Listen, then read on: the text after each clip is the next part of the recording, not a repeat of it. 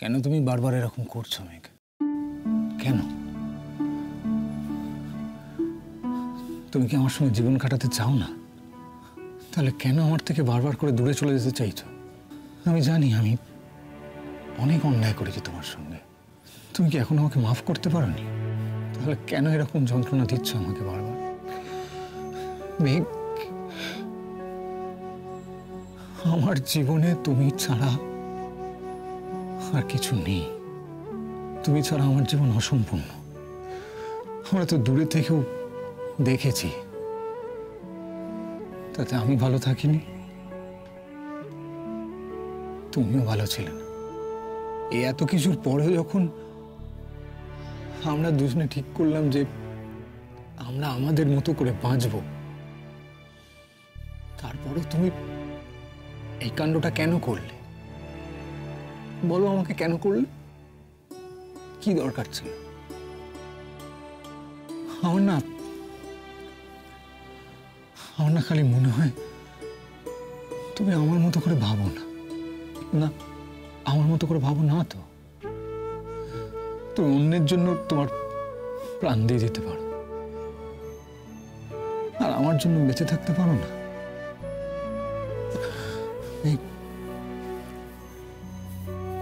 একবার নিজের মনে মনে বলো না যে তুমি তোমার নীলের জন্য বাঁচবে। একবার আমার কথা ভাবো, আমাদের কথা ভাবো। মেঘ, আমাদের দুজনের একটা সুন্দর ভবিষ্যৎ অপেক্ষা করছে। তার দোয়াই তোমাকে। ফিরে এসো, ফিরে এসো আমার কাছে।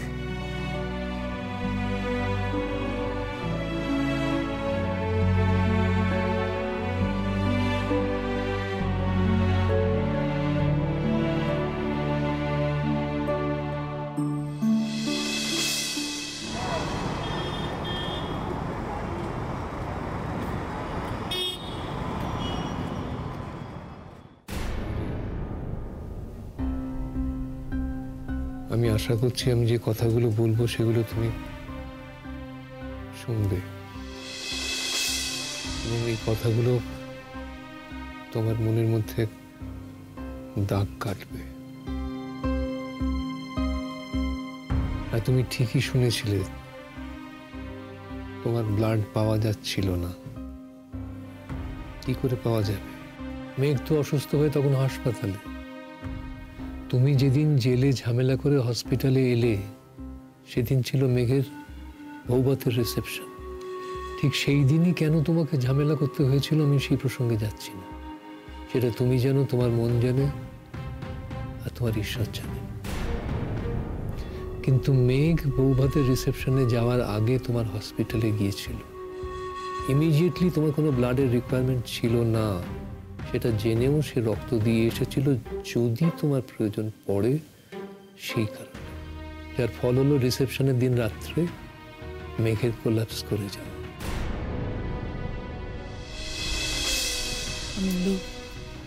ও বোধহয় ক্লান্ত, দেখো ঘুমিয়ে পড়ছে। এসব কথাগুলো পরে বললে হয় না? না মা, ভাবিকে বলতে দাও, আমি সব শুনছি।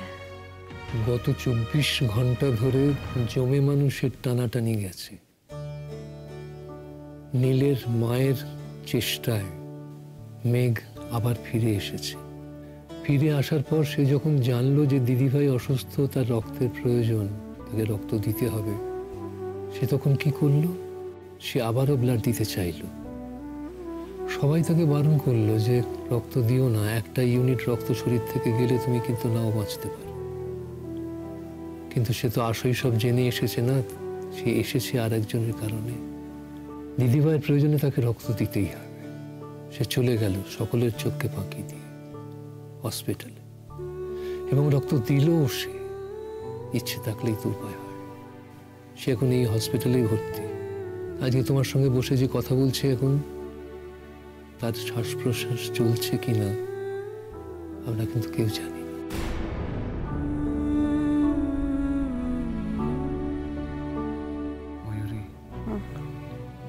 আমি ভেতর থেকে চাইছি তুমি সুস্থ হয়ে ওঠো, সর্ব অর্থে সুস্থ হয়ে ওঠো, সব দিক থেকে। মেঘের এই চেষ্টা যেন বিফলে না যায়। মেঘ নিজের জীবন বাজি রেখে তার রক্ত তোমাকে দিয়েছে। নীলের মা আবারও চেষ্টা করে যাচ্ছেন তাকে বাঁচিয়ে তুলতে। মেঘ যে এটা করলো সেটা কি শুধু কর্তব্যের কারণে করেছে বলে তোমার মনে হয়? মেঘ তার দিদিভাইকে ভালোবাসে, ভীষণ ভালোবাসে। তোমার জন্য রক্ত দিয়ে জ্ঞান হারাবার আগে সে আমাকে কি বলেছে জানো? বলেছে, বাবা আমরা তো পরিবারের 4 জন, একজনকে বাদ দিয়ে তো বাঁচা যায় না এভাবে। সে আমাকে দিয়ে তোমার এগেইনস্টে সমস্ত কেস তুলিয়ে নিয়েছে। সে চায় আমরা একসঙ্গে বাঁচি, তোমাকে নিয়ে সে বাঁচতে চায়। এবার তুমি একটু ভেবে দেখো, তুমি চাও কি? যদি চাও তাহলে তার জন্য একটু প্রে করো। ময়ূরী, বাপি যে কথাগুলো বলল সেগুলো আমারও কথা মা। মেঘের জন্য আজ তোকে ফিরে পেয়েছি। মেঘ তোকে পাগলের মতো ভালোবাসে। লক্ষ্মী সোনা মা আমার। মেঘের প্রতি তোর মনে যে ক্ষোভ, বিদ্বেষ, রাগ, অভিমান, সেগুলো তুই দূর করে দে মা। লক্ষ্মী সোনা মা, আমাদের আর কি আছে বল? তোরা 2 বোন একসাথে আছিস, ভালো আছিস, সুস্থ আছিস। আমরা তো আর কিছু চাই না মা। আমি আর বাপি শুধু এইটুকু দেখে চলে যেতে চাই। অনেক তো হলো ময়ূরী, অনেক দ্বন্দ্ব, বিবাদ, মান অভিমান সব তো হলো মা। এবার কি সবকিছু শেষ করা যায় না? লক্ষ্মী সোনা মা।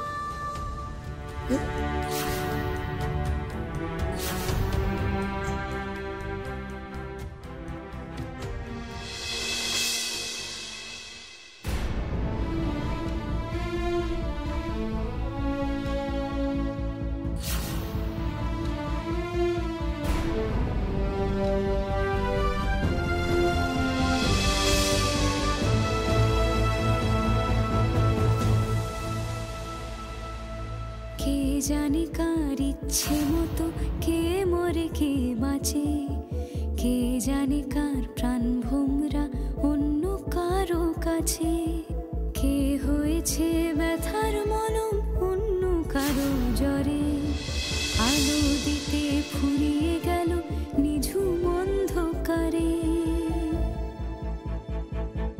তার মন কেমনের হাসি, তার জীবন জোড়া ভুল, সে অন্য কারো হাতে ইচ্ছে পুতুল, ইচ্ছে পুতুল।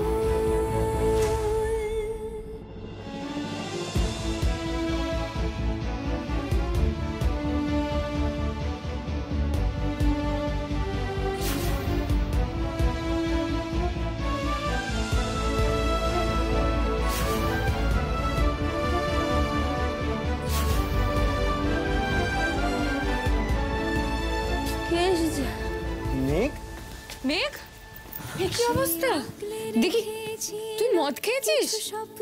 মেঘ, হোয়াট ইজ দিস বিহেভিয়ার? তুই মদ খেয়ে জিষ্ণুর সঙ্গে তর্চা দিয়ে এগুলো কি করছিলি তুই? আপনি কি করছেন? আপনি করছি কি করছেন? তোরা তো সাহস কি করে আমার বউয়ের গায়ে হাত দিস? আলো নিভে গেছে আজ তারই বাসর ঘরে, তার মন কেমনের হাসি, তার জীবন জোড়া ভুল, সে অন্য কারো হাতে ইচ্ছে পুতুল, ইচ্ছে পুতুল। সে ছেড়ে দেবে বলে কিছু আঁকড়ে ধরেছিল, জলে ভিজে লেখা সব ঝাপসা হয়ে গেল, ডুবে গেল সবই নদীর পারে। পাশে কি কেউ ছেড়ে দিতে পারে? তার মন কেমন আজও তুই আমাকে ব্লাড দিতিস মেঘ? আমি তোকে মেরে ফেলতে চেয়েছি সেটা জেনেও। শুধু মেরে ফেলতে চেয়েছি সেটা বলা তো ভুল, তুই তো বললি আমি হয়তো আবার চেষ্টা করব, তাও তুই ব্লাড দিতিস? দিতাম, আমার দায়িত্বের জায়গা থেকে দিতাম, মা বাপের কথা ভেবে দিতাম। আমি কখনোই চাই না তারা সন্তান হারানোর শোকটা পান। আজকে মা কিরকম করছিল তুই জানিস না, তুই নিজের চোখে দেখিসনি।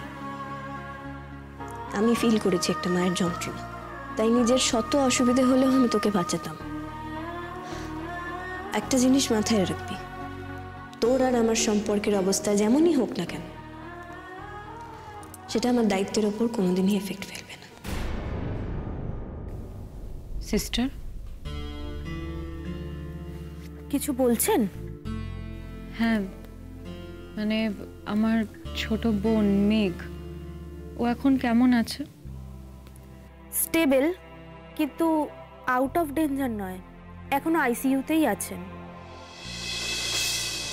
আচ্ছা, ও যেটা করেছিল মানে ও শরীরের যেই অবস্থায় আমাকে ব্লাড দিয়েছিল তাতে তো মরেও যেতে পারতো, তাই না? হ্যাঁ, উনি যে বেঁচে আছেন পুরোটাই ডক্টর মীনাক্ষী গাঙ্গুলির করা মিরাকেলের জন্য। উনি এই হাসপাতালের না, কিন্তু মেঘ রায়কে অন্য কোথাও শিফট করার কন্ডিশন ছিল না বলে ওনাকে ওনার আন্ডারেই রাখা হয়েছে। এখনো উনি মেঘ রায়কেই দেখছেন। আপনাকে একটা কথা জিজ্ঞাসা করব ম্যাডাম, কিছু মাইন্ড করবেন না তো? আপনারা সবাই আমাকে একটা নতুন জীবন দিয়েছেন সিস্টার, আপনাদের কোনো কথায় আমি মাইন্ড করব এটা হতে পারে না, প্রশ্নই আসে না। জিজ্ঞেস করুন। আপনি কি সত্যি আপনার বোনকে মারতে চেয়েছিলেন? গুলি করেছিলেন নাকি তাকে? আসলে হাসপাতালের সবাই বলা বলি করছে আপনি তো পুলিশ কাস্টাডিতেও ছিলেন, তারপর নাকি আপনার বোনই সব কেস তুলে নিল। আমি আমার বোনকে শুধু গুলি করিনি সিস্টার, আরো অনেক কিছু করেছি, অনেক ক্ষতি করার চেষ্টা করেছি, অনেক অত্যাচার করেছি ওর উপর। সবটা জানতে পারলে আপনি শিউরে উঠবেন। কিন্তু কেন করেছিলেন ম্যাডাম? আপনার বোন তো নিজের প্রাণের চেয়েও বেশি আপনাকে ভালোবাসে, সেটা তো আমরাও দেখলাম। তাও কেন? আপনাকে দেখেও তো মনে হয় না আপনি এরকম কিছু করতে পারেন। আচ্ছা সিস্টার, আপনারা ক ভাই বোন? আমি একাই। না, তাহলে আর আপনি বুঝবেন না হিংসে মানুষকে কতটা অমানুষ করে দিতে পারে।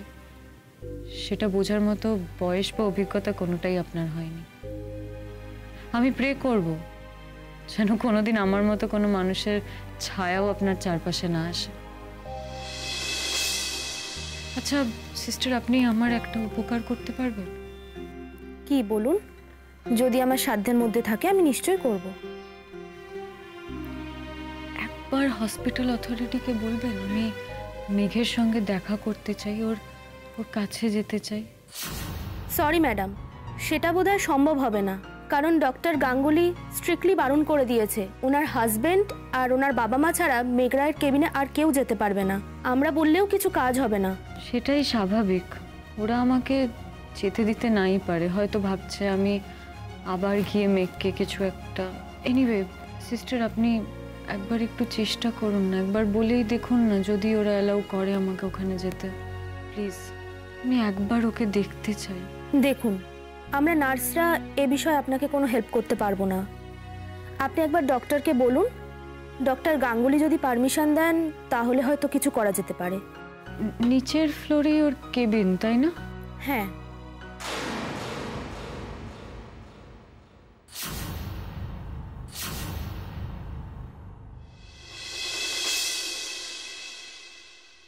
জানিস দিদি ভাই, এতগুলো দিন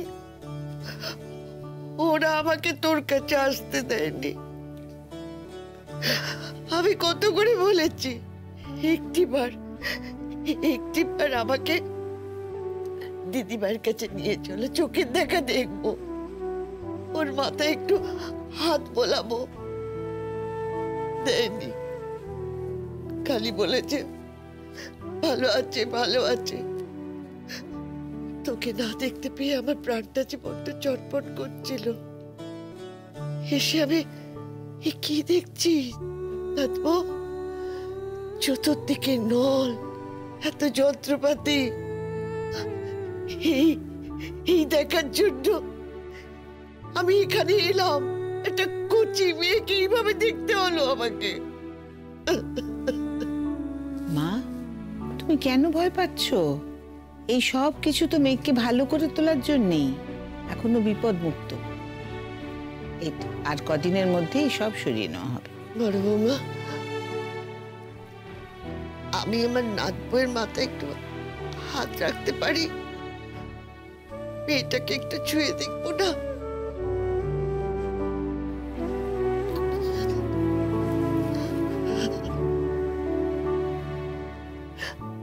আমার সোনা নাত বউ,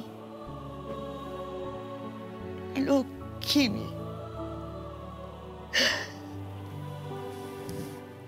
তোকে যে এই অবস্থায় দেখবো আমি ভাবতে পারিনি। এই বেডে এই বুড়িটা টাকের নল, হাতের চুল এসব দিয়ে শুয়ে থাকার কথা, সেখানে তুই কেমন তোমার বিচার? করো না, দেখছো তো তোমার নাত বউ কথাও বলছে, ভালো আছে। কথা বলছি বটে, খুব আস্তে আস্তে, গায়ে তো বল আসেনি। হ্যাঁ রে মেয়ে, এমন কেন করবো না শুনি? তুই কি বলি আমাদের ভয় দেখাস? নীল দাদু ভাই একদম ঠিক কথা বলে, তুই আমাদের কাউকে ভালোবাসিস না। কেন রে, কেন? তুই এত পাষাণ কেন রে? আমাদের ভালোবাসা তোকে এতটুকু টানে না, খালি ছুটে ছুটে পালাস।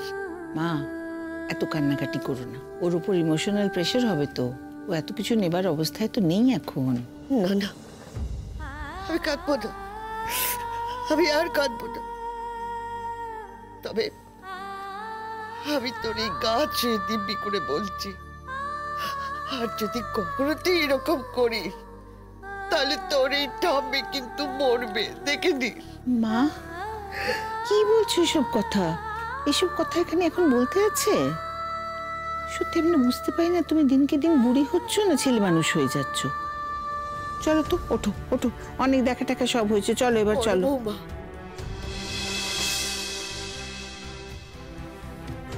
এবার কিন্তু আমি ঠিক করেছি, তোর জন্য একটা পাহারাদার রাখবো।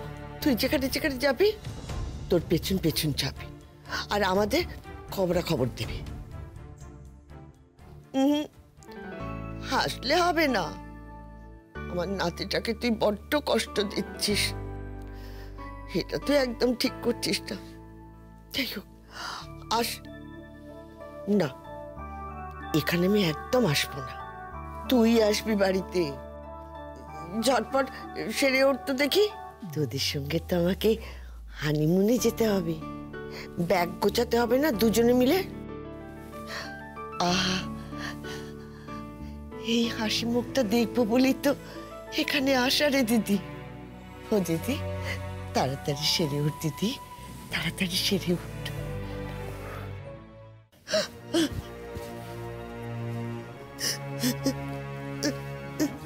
ও কি মা, তুমি কাঁদছো? আর বাবা, তোমার মেঘ দিদিভাই তো এখন ভালো আছে।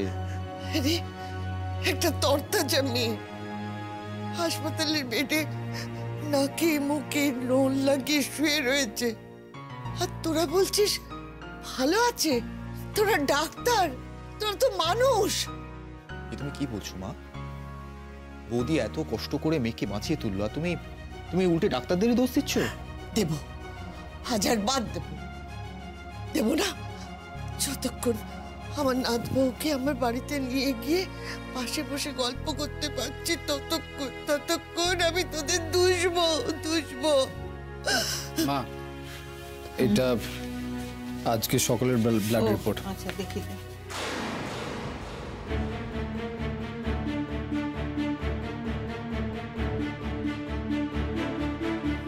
কি আছে রিপোর্টে? আচ্ছা, মাকে পৌঁছে দিয়ে আসছি। প্রফেসর রায়, আপনারা একটু যান না মেঘের কাছে গিয়ে একটু যদি কথা বলতে চান। মা তো অনেকক্ষণ কথা বলে এলেন, আর বেশিক্ষণ না থাকাই ভালো। ওর আসলে একটু রেস্টের দরকার। বলছিলাম কি, রিপোর্টগুলো নিয়ে বললেন না তো, কেমন বুঝছেন? প্রোগ্রেস হচ্ছে, তবে ভেরি স্লো। ক্রাইসিস এখনো কাটেনি।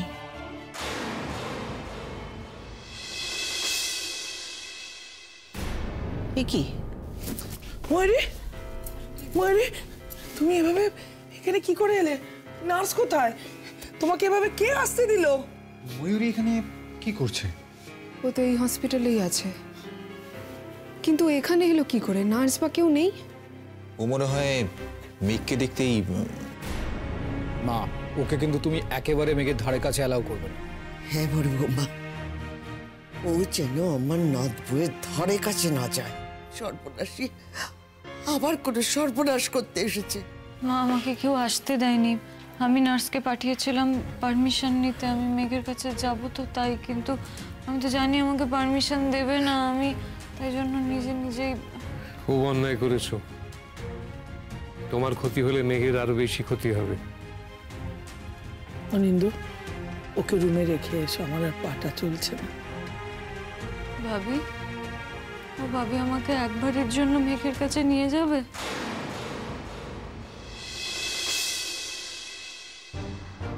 আমি একবার শুধু ওকে দেখতে চাই, প্লিজ ভাবি। না ময়ূরী, আমি মেঘের কাছে এমন কাউকে যেতে দিতে পারি না যে ওর ক্ষতি করতে পারে। জেঠিমণি প্লিজ, আমি রিকোয়েস্ট করছি, আমাকে ওর কাছে যেতে দিন প্লিজ, একবার যেতে দিন। আমি আর কোনোদিন ওর সামনে কখনো আসবো না, কখনো না। আমি সবসময়ের জন্য চলে যাব, আমি অনেক দূরে চলে যাব ওর থেকে। আমি কিছু করব না, আমি কথা দিচ্ছি জেঠিমণি, একবার যেতে দিন। তোমার কথা আমরা কেউ শুনতে ইন্টারেস্টেড নই ময়ূরীদি। তোমার অনেক কথা আমরা অনেকবার শুনে ফেলেছি, তুমি অনেক কিছু বলেছো আমাদের, কিন্তু আই এম ভেরি সরি, তোমার কোনো কথা আমাদেরকে আর কোনোভাবেই টাচ করে না। তোমার কোনো কথা আমরা শুনতে চাইছি না। আর কি করবে তুমি আবার মেঘের সঙ্গে দেখা করে? আবার ওকে মারার চেষ্টা করবে? দেখো, তোমাদের প্রত্যেকটা অভিযোগ আমি মেনে নিচ্ছি, আমি তো মানছি আমি মেঘের অনেক ক্ষতি করেছি, আমার ভুল হয়ে গেছে। আর এই মুহূর্তে ওর সঙ্গে দেখা করতে না দেওয়াটাই স্বাভাবিক। আমাকে তো তোমরা দেখা করতে দেবে না আমি জানি, কিন্তু প্লিজ জেঠিমণি, একবার আমাকে যেতে দিন, একবার আমার উপর বিশ্বাস করুন প্লিজ। তোমাকে বিশ্বাস করবো ময়ূরীদি? রিয়েলি? তুমি বলছো এই সব কিছুর পরও তোমাকে বিশ্বাস করতে? আমি মেঘের কাছে শুধু একবার যেতে চাই জেঠিমণি, আমি একবার ওর কাছে যাব, ওকে দেখব, আমি দেখবো ও সত্যি মানুষ কি না, ব্যাস, আর কিচ্ছু না। আমি কথা দিচ্ছি জেঠিমণি, আমি একবার ওর সঙ্গে দেখা করতে চাই শুধু। ময়ূরী, এখন এই মুহূর্তে মেঘের কাছে যাওয়াটা তোমার উচিত হবে না। কোনো রকম উত্তেজনা মেঘের পক্ষে এখন ভালো নয়। বাড়ি ফিরুক, সেখান থেকে যখন আমাদের বাড়িতে আসবে তখন কথা বলবো। ভাবি, সেরকম হলে তোমরা থাকো না আমার সঙ্গে, কিন্তু আমি একবার ওর সঙ্গে দেখা করতে চাই প্লিজ। আঙ্কেল আন্টি, আমাকে মাফ করবেন, কিন্তু আমি এই কথাটা ময়ূরীকে না বলে পারছি না। ময়ূরী, তোমার চোখের জল আমাদের কাছে কুমিরের কান্না ছাড়া আর কিচ্ছু মনে হচ্ছে না, বিশ্বাস করো। আমরা তোমার ভালো মানুষ হতে তোমার কথায় এতটুকুও বিশ্বাস করি না। আমরা এটুকু বিশ্বাস করি, এটুকু জানি যে তুমি আবার সুযোগ পেলে তুমি আবার ওর ক্ষতি করবে। পৃথিবীর সবাই বদলাতে পারে, কিন্তু তুমি বদলাবে না। তোমার অভিনয় দিয়ে আমার বাড়ির লোকেদের দিনের পর দিন বোকা বানিয়েছ, কিন্তু আর তুমি পারবে না। আমি না এইসব ফালতু ড্রামা নিতে পারছি না এখন। কাকামণি, তোমরা এটা সামলাও। মাপ, আমি ভেতরে যাচ্ছি মেঘের কাছে। শুনলি তো সব? এই বিশ্বাসটা তুই নিজের আচরণের জন্য হারিয়েছিস। কি করব বল, সবই আমাদের ভাগ্য। চল কেবিনে চল। ময়ূরী, এটা তোমার প্রাপ্য ছিল। আমি জানি তুমি অসুস্থ, তা সত্ত্বেও এই রূঢ় আচরণ, রূঢ় কথাবার্তা, এগুলো তোমার প্রাপ্য। এর থেকে অনেক বেশি শাস্তি তোমার পাওনা ছিল। মেঘ তার থেকে তোমাকে মুক্তি দিয়েছে। আচ্ছা বেশ, আপনারা সবাই যখন এটা ডিসাইড করে নিয়েছেন আমাকে ওখানে যেতে দেবেন না, তখন আমি তো আর জোর করতে পারি না। আমার আর কি অধিকার আছে? আমার কোনো অধিকার নেই। ঠিক আছে, আমি চলে যাব। আমি অনেক দূরে চলে যাব ভাবি। আমি আপনাদের সবাইকে বলছি, আমি সত্যি অনেক দূরে চলে যাব। আমার একটা প্রশ্নের উত্তর দেবেন? শুধু একটা জিনিসই জানতে চাই, আমার বোনটা এখন কেমন আছে? খুব একটা ভালো নয়, এখনো ওর লড়াই চলছে। এতটুকু এদিক ওদিক হলে अगेन she might slip। ভাবি, ও ভাবি শোনো না, বলছি এখানে ডক্টর বলেছে আমাকে কালকে রিলিজ করবে। তুমি একটু দেখো না যদি ব্যবস্থা করা যায়, যদি আমাকে আজ রিলিজ করা যায় তাহলে করিয়ে দিতে বলো। আমি এখানে থাকবো না। আমি এখানে থাকলে সবাই ভয় পাচ্ছে, আরো ভয় পাবে। আমি যদি আবার মেঘের কোনো ক্ষতি করি, তাই না? আমাকে একটু দেখো না যদি আজ রিলিজ করে দেয়। ঠিক আছে, আমি বাড়িতে নিয়ে গিয়ে তোমাকে তোমার বাকি চিকিৎসার ব্যবস্থা করব।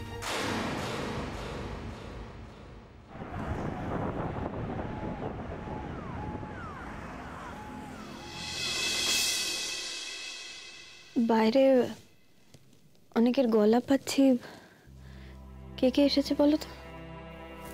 যারা যারা ইউজুয়ালি আসে তারাই। না, আমার একটু ঠিক করে বলো না বাইরে কে কে আছে। তুই না বড্ড বেশি কথা বলছো। তোমার রিপোর্ট কিন্তু এখনো খুব একটা ভালো না, উঠে বসতে পারছো না সেভাবে, এখনো খুবই দুর্বল আছো। এরকম ছেলে মানুষ করো না তো। আমার কেমন মনে হচ্ছে জানো তো, তুমি কিছু একটা লুকোচ্ছ আমার কাছ থেকে। যা বাবা, আমি আবার কি লুকোলাম? তোমায় তো বললাম যারা রেগুলার ভিজিটে আসে তারাই এসছে। বলো না, এমন কেউ এসেছে কি যাকে আমার কাছ থেকে তোমরা দূরে রাখছো? আমার দিকে তাকাও নীল, আমার দিকে তাকিয়ে বল। আমি জানি আমার চোখের দিকে তাকিয়ে তুমি কিচ্ছু বানিয়ে মিথ্যে বলতে পারবে। সবই তো জানো, তাহলে শুধুমাত্র এত জেদ করছো কেন বলো তো? বাইরে কে এসেছে, কি বলছে, কেন বলছে, এসব নিয়ে মাথা ঘামিও না প্লিজ। মেঘ, রেস্ট নাও, ঘুমো একটুখানি। এই মাথায় হাত বুলিয়ে দিচ্ছি। স্যার, আমি তাহলে লাঞ্চটা করে আসি, মানে আপনি তো আছেনই। হ্যাঁ ঠিক আছে, আপনি যান, আমি আছি। ঠিক আছে।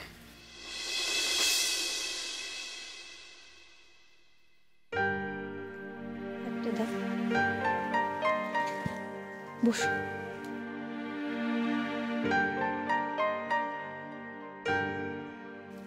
আচ্ছা, আমি যদি এখন তোমার কাছ থেকে কিছু চাই, তুমি দেবে? কি চাও বলো? তুমি তো কখনোই কিছু চাও না আমার কাছ থেকে। আমার তো মনে হয় তুমি এখনো আমাকে আপন করে নিতে পারোনি। তাই? তাই, আমার তো তাই মনে হয়। আবার রাগ করবে না তো আমি যা চাইবো তাতে? প্রমিস করো। তুমি যদি রাগ করার মতো কিছু চাও তাহলে আমি রাখবো। আমি কিছু প্রমিস করছি না। আচ্ছা, রাগলেও কথাটা শুনবে তো? কি বলতে চাও এবার বলো। আমি একটু দিদিভাইয়ের সঙ্গে দেখা করে আসবো প্লিজ। ঠিক এই কারণে আমি প্রমিসটা করছিলাম না। আমি জানতাম তোমার এই প্রমিসটা রাখা আমার পক্ষে সম্ভব নয় মেঘ, আমি পারলাম না। আচ্ছা, ও কি বাইরে এসেছিল একবারও? কেউ নিশ্চয়ই ওকে আমার সঙ্গে দেখা করতে দেয়নি, তাই না? তো সেটাই কি স্বাভাবিক নয়? তোমার বাবা মা অবধি। নীল প্লিজ, আমি একটু দিদিভাইয়ের সঙ্গে দেখা করতে চাই। প্লিজ এই জেদটা করো না। আমি কাউকে কোনো ক্ষতি করতে দেবো না তোমার। আর আমি দেখা করতে চাই নীল। দিদিভাই কোথায়? তুমি এরকম কেন করছো বলো তো? ও যে এই হাসপাতালে আছে সেটা তো তুমি জানো, আজকে হঠাৎ করে এরকম কেন করছো বলো তো? ও আজকে আমার সঙ্গে দেখা করতে এসে ফিরে গেছে নীল, সেটা তো হতে পারে না। আর কেন বুঝতে পারছো না বলো তো? সেটা হওয়াটা অসম্ভব। মেঘ এতক্ষণে চলে গেছে, এটা নিয়ে না আর মাথা ঘামিও না তুমি। তুমি কি করছো বলো তো? চুপচাপ শুয়ে থাকো, একদম উঠবে না, তুমি শুয়ে থাকো। আমি একবার ওর সঙ্গে দেখা করে আসি না? তোমরা কেন বোঝো না বলো তো? এভাবে আলাদা করে দিলে কেউ কখনো ভালো হয়ে যায় না, বরং আরো অন্ধকারের দিকেই চলে যায়। একবার ভুল করলে সে বারবার ভুল করতেই থাকবে না। ও বারবার ভুল করেছে মেঘ, আর যেটাকে তুমি ভুল বলছো না, ওটাকে ভুল বলে না, ক্রাইম বলে। সেটাকে ক্ষমা করা যায় না, উচিত না। আর এমনিতেও তো তুমি ওর উপর থেকে সব কেস তুলে নিয়েছো, সেটা কি যথেষ্ট নয়? আর দেখা করে উদারতা দেখাতে যেও না প্লিজ। নীল, ও যা অন্যায় করেছে আমার বিরুদ্ধে করেছে, যা ক্রাইম করেছে সেটা আমার বিরুদ্ধে করেছে। আর আমি বিশ্বাস করি যে আমার দিদিভাইকে আমি শেষ পর্যন্ত বদলে ফেলতে পারবো। নিশ্চয়ই পারবো। না, পারবে না। ওর মধ্যে বদলাবার উপকরণ নেই মেঘ। বেশ, দাঁড়াও আমি দেখছি। দিদিভাই যদি বদলে যায়, আমি যদি জিতে যাই? আমি জানি না, আমি শুধু জানি তোমার জেদের কাছে পুরো দুনিয়া হার মেনে। শুধু তোমার জেদ আর তুমি বেঁচে থাকো।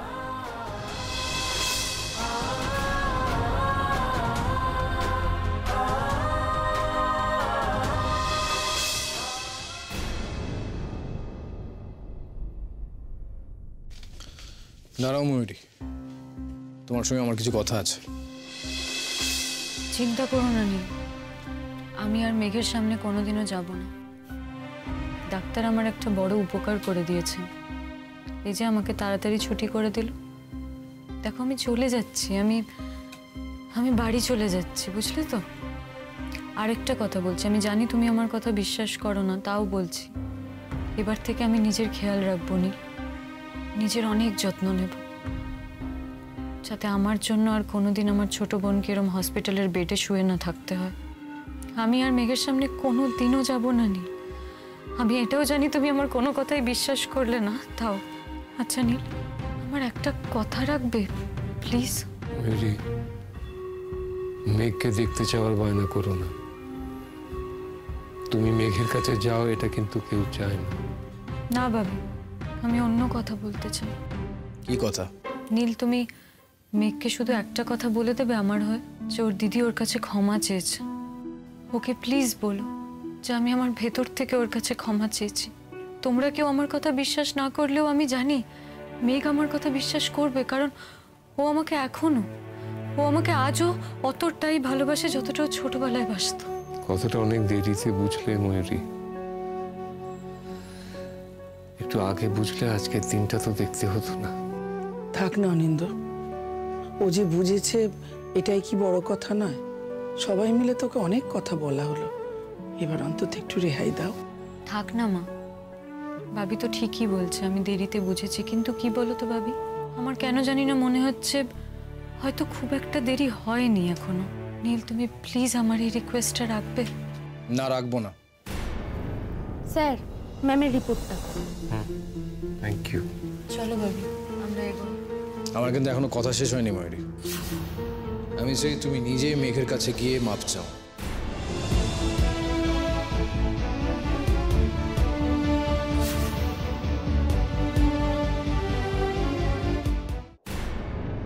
কি বলছো নীল তুমি? ময়ূরী ওই কেবিনে যাবে? না না, তোমার মাও বারণ করেছেন। নীল, আমার দুই সন্তানই অসুস্থ, আমি চাই না ওদের আবার মুখোমুখি দেখা হোক, আবার বিবাদে জড়াক। দেখেছো নীল, আমার মাও হয়তো ভাবছে আমি এখন ওখানে গিয়ে মেঘের গলাটা টিপে ধরবো, ওকে হয়তো একদম মেরেই আমি এখান থেকে বেরোবো। ভুল করছো ময়ূরী, তোমার মাই বোধহয় একমাত্র যিনি এখনো তোমাকে কিছুটা হলেও বিশ্বাস করেন, তোমার কষ্টতে কষ্ট পান। না ভাবি, শুধু মা নয়, মেঘও আমার কষ্ট বোঝে, তাই জন্যই আমি এখনো বেঁচে আছি, বুঝলে তো? মেঘ তোমার সঙ্গে দেখা করতে চায় ময়ূরী।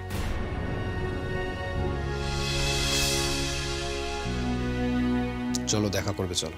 থাক নীল, আমি আর ওর সঙ্গে দেখা করতে চাই না।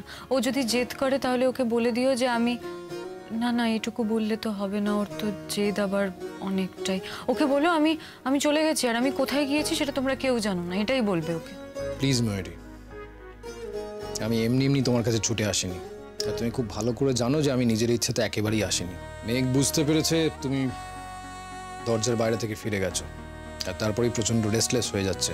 আর তুমি এইটুকু নিশ্চয়ই বুঝতে পারছো ময়ূরী, ওর হেলথের যেরকম ফ্রেজাইল অবস্থা, তাতে এই যে রেস্টলেস হয়ে পড়া, টেনশন করা, এগুলো কতটা ক্ষতি করতে পারে, এতটাই সাংঘাতিক হতে পারে, হয়তো এরপর ওকে আর ফেরানো গেল না। তাই আমি তোমাকে রিকোয়েস্ট করছি ময়ূরী, যে তোমাকে বাঁচিয়েছে তার জন্য এইটুকু করো, দয়া করে চলো একবার দেখা করবে ওর সঙ্গে। কেন, মেঘের কি শরীর খারাপ নাকি? না আন্টি, শরীর খারাপ না, তবে মেঘ যা জেদ করছে তাতে আরেকটু হলেই কিন্তু শরীর খারাপ হয়ে যাবে, তাই বলছি ময়ূরী প্লিজ চলো। ভাবি, তুমি প্লিজ ওদের বোঝাও না। দেখো, আমি মনে মনে ডিসাইড করে ফেলেছি, আমি আর আমার ছায়াও কোনোদিন মেঘের ওপর পড়তে দেব না। আর তোমাকে আমি বলছি, তুমি একটু প্লিজ ডক্টরের সঙ্গে কথা বলো, ওদের বলো যে মেঘের কেয়ার নিতে, ওকে ভালোভাবে রাখতে। আর দেখো নীল, তুমি যদি ওকে বোঝাও, মেঘ ঠিক বুঝবে। ওকে বলো আমার জীবনে ওর প্রয়োজন শেষ হয়ে গেছে, আমার ওকে আর দরকার নেই, তাই আমি স্বার্থপরের মতো চলে যাচ্ছি। ও কেমন আছে না আছে আমার সেটাও দেখার ইচ্ছে নেই, আমার কোনো ইন্টারেস্ট নেই। ওকে বুঝিয়ে বলো তো তুমি, ও বুঝবে ঠিক। কিছুক্ষণ আগে তো তুমি দেখা করতে চাইছিলে, এখন এসব বলছো কেন? হ্যাঁ, যেতে চেয়েছিলাম ভাবি, কিন্তু ও কেমন আছে সেটা জানার জন্য। এখন তো জেনে গেছি ও কেমন আছে। যেতে চেয়েছিলাম ওর কাছে ক্ষমা চাওয়ার জন্য, কিন্তু আমি ওর কাছে এখন ক্ষমা না চাইলেও কোনো ক্ষতি নেই। দেখো, আমি না হয় নিজের মুখে ওর কাছে ক্ষমা চাইলাম না, তোমরা বলে দেবে তো ওকে, বলে দেবে তো বলো ভাবি? আর না বললেও ক্ষতি নেই, মেঘ তো খুব সেন্সিবল মেয়ে, ওকে না বললেও ও বুঝে নেবে। ময়ূরী, ও তোমাকে নতুন জীবন দিয়েছে। আমরা যে সময় বসে কেবলমাত্র প্রহর গুনেছি, ঘড়ি দেখেছি, অপেক্ষা করেছি মৃত্যুর জন্য, ও সেই সময় তোমার জীবনের দূত হয়ে এসেছিল, তোমার জীবন দিয়ে গেছে। তুমি মাপ না চাইলেও সে হয়তো কেন, সে নিশ্চিত তোমাকে মাপ করে দেবে। কিন্তু তুমি ওর সামনে গিয়ে দাঁড়ালে ও হয়তো একটা নতুন জীবন পাবে। যাবে না? এখানে বস।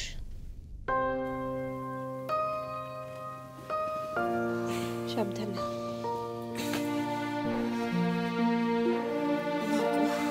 দেখে বস।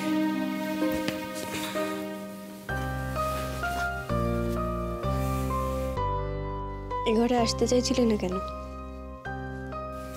চলে যেতে চাই তাই। কোথায় চলে যাবে? দূরে কোথাও, যেখান থেকে তোর উপর আর আমার ছায়া পড়বে না। ছায়া না পড়লেও টান কি চলে যাবে? টান তো রক্তের, টান তো নারীর। সেসব টান আমি কবেই মিথ্যে করে দিয়েছি মেঘ। তবুও তো হাসপাতালে আমার দরজার বাইরে এসে সবার কাছে হাত জোর করেছিস আমাকে দেখবি বলে, সেটাও মিথ্যে। সেটা তো নিজের অপরাধ বোধ কমানোর জন্য, তোর কাছে ক্ষমা চাওয়ার জন্য। বেশ, তো সেগুলো না করেই চলে যাচ্ছিলি? সবার কথা বুঝলাম যে মেঘ, তোর সামনে আসলে তোর ক্ষতি বেশি, আর ক্ষমা না চাইলে কোনো ক্ষতি নেই। আর আমি কেমন আছি সেটা না দেখে? শুনে তো ছি মেঘ, তুই কেমন আছিস বলতো? ভালো থাকিস কিন্তু। হ্যাঁ, আর শোন না, আমি এবার যাই। এখানে বেশিক্ষণ বসে থাকলে বাইরে সবাই ভাববে যে আমি আবার তোর কোনো ক্ষতি করার চেষ্টা করছি। তুই চলে গেলে আমার থাকার কি মানে হয় বলতো? মানে? দেখ, তুই তো আমার জীবনটাকে এভাবে উদ্দেশ্যহীন করে দিয়ে চলে যেতে পারিস না, তাই না? না মেঘ, তোর জীবনের উদ্দেশ্য শুধু আমি হতে পারি না, আমি তোকে এটার থেকে মুক্তি দিচ্ছি আজ। দেখ মেঘ, ছোটবেলা থেকে তোর মনের মধ্যে একটা কথা আমি গেঁথে দিয়েছিলাম যে আমার জন্য তুই, কিন্তু সেটা আর নয়। এখন থেকে নিজের জন্য তুই, নিজের পরিবারের জন্য তুই, তোর গান, মা বাবি, নীলের জন্য তুই, বুঝেছিস? না রে, সবার হওয়ার পরেও আমি তোর জন্যই অনেকটা। আর আমি কেন ভালো থাকি জানিস? আমাকে ভালো থাকতে হবে তোর জন্য। এই বেডে শুয়েও আমি বারবার ভেবেছি যে আমাকে ফিরে আসতে হবে, না হলে আমার দিদিভাই থাকবে না। এখন এসব বলে আমাকে আটকানোর চেষ্টা করিস না মেঘ। আমি সবসময় তো সবকিছু কেড়ে নেওয়ার চেষ্টা করেছি। সেই মায়ের ভালোবাসা দিয়ে শুরু হয়েছিল, তারপর তোর ফ্যামিলি, তোর প্রেম, আর লাস্টে তোর প্রাণ। আমার সত্যিই মনে হয় মেঘ, আমি এখানে থাকলে আমি একটা খুনি হয়ে যাব। আমার কোথাও দূরে চলে যাওয়াটাই ভালো। আর যার যেটা প্রাপ্য শাস্তি, তার তো সেটা পাওয়া উচিত। তুই কেন আমার নামে কেসগুলো তুলে নিলি বলতো? কারণ আমি জানি যে আজ পর্যন্ত তুই যা যা করেছিস তার জন্য তুই যথেষ্ট রিগ্রেট করিস। আর যে মন থেকে শুধরে যায় তার জেলখানার দরকার। মেঘ, আমার তোকে ধন্যবাদ দেওয়া সাজে না। আমি তোর সাথে যা যা করেছি, তোর যা ক্ষতি করেছি, তারপরেও যে তুই আমাকে এই অবস্থায় আমার প্রাণ বাঁচিয়েছিস, এটা আমি সত্যি ভাবতে পারি না। আমি তোকে কি বলবো আমি সত্যিই জানি না। তবে এটা জানি মেঘ, আমি দূরে গেলে তুই ভালো থাকবি, আমার ছায়াও তোর উপরে পড়বে না, তুই তুই সুখে থাকবি। তুই সুখী হ না মেঘ, নিজেকে নিয়ে সুখী হ এবার। যাস না দিদি ভাই, প্লিজ যাস না প্লিজ। আমি জানি তুই বদলে গেছিস, কোথাও যাস না প্লিজ। আমি সবাইকে নিয়ে সুখী হতে চাই, কারোর চোখের জল দেখে না।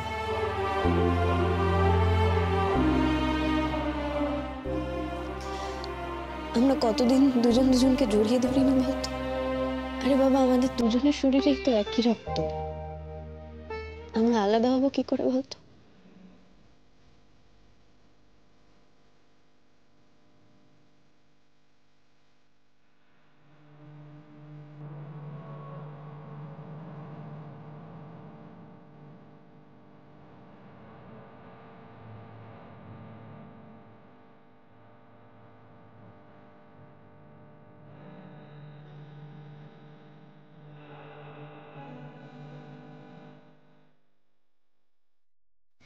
জানিস মেঘ, নীলের মা একটা বড় মিরাকেল করেছেন তোকে বাঁচিয়ে দিয়ে, আর তার থেকেও বড় মিরাকেল বোধহয় তুই করেছিস। কিরকম?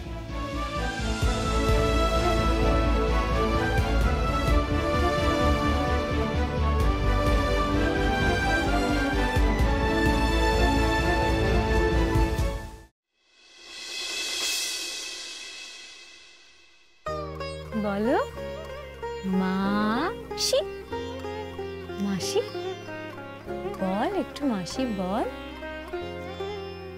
বল। তুমি উষার সোনার বিন্দু, প্রাণের সিন্ধু কুলে, তুমি কবির ধ্যান ছবি, পূর্বজনম স্মৃতি, তুমি আমার কুড়িয়ে পাওয়া হারিয়ে যাওয়া গীতি, যে কথাটি যায় না বলা কইলে চুপে চুপে, তুমি আমার মুক্তি হয়ে এলে বাঁধন রূপে। কি বুঝলে? হ্যাঁ, ছোট্ট মেঘ একটা, বুঝেছো?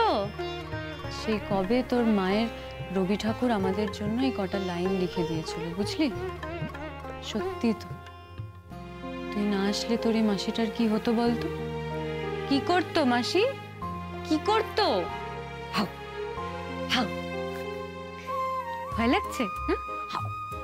আজ শহরে একটি বিশেষ অনুষ্ঠানে বিশিষ্ট সঙ্গীত শিল্পী শ্রীমতী মেঘ রায়কে সঙ্গীতের ক্ষেত্রে রাজ্যের সর্বোচ্চ পুরস্কার সঙ্গীত গুণী পুরস্কারে সম্মানিত করা হলো। সেখানে উপস্থিত ছিলেন শহরের বিশিষ্টজনেরা। মেঘ রায় বর্তমানে সঙ্গীত জগতের তিনি একজন উজ্জ্বল নক্ষত্র, শুধুমাত্র দেশে নয় বিদেশেও তার সুনাম ছড়িয়ে পড়েছে।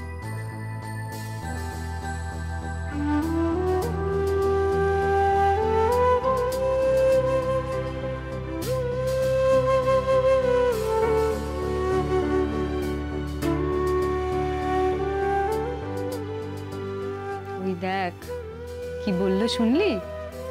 তোর মা নাকি বিশিষ্ট সঙ্গীত শিল্পী।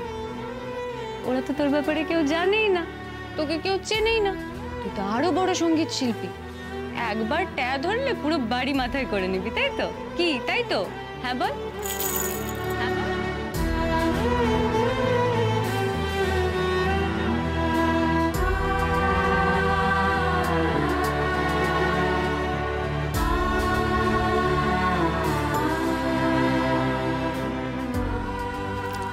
মেনে নিলাম তুমি সত্যি সত্যি মিরাকল জানো। আমি সামনে যেটা দেখছি সেটাকে মিরাকল ছাড়া কি বলবো বলো তো? শোনো, তোমার মেয়েকে কিন্তু এখন এখান থেকে নিয়ে যাওয়া মানে কুরুক্ষেত্র যুদ্ধ। ও কিন্তু ওর মাসিকে ছেড়ে এখন কোথাও যাবে না। আচ্ছা ঠিক আছে, ওরা দুটোতে থাক না, আমরা যেমন আছি।